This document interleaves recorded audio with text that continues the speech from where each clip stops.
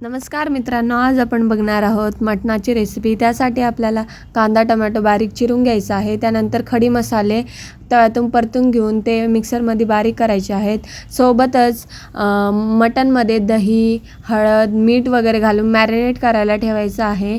त्यानंतर कुकरमध्ये तेल घ्यायचं आहे, त्याच्यामध्ये कांदा टोमॅटो टाकायचा आहे आणि मॅरिनेट केलेलं मटण टाकायचं आहे। थोडंसं फ्राय करायचं आहे थोडे 4-5 मिनिट। नंतर हळद, सगळे मसाले, काळा मसाला, गोडा मसाला सगळे टाकून घ्यायचं आहे आपल्या चवीनुसार आणि नंतरून मीठ पण चवीनुसार टाकायचं आहे।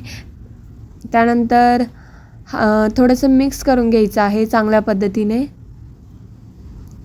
बघू शकता।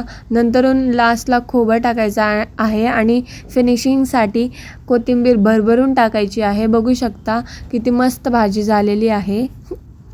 सोबतच चपात्या पण करून घ्यायच्या आहेत सोबतल्या सोबत, नंतरून काम कोण करणार। अशाच नवीन नवीन रेसिपीसाठी फॉलो करा, नाही सबस्क्राईब करा।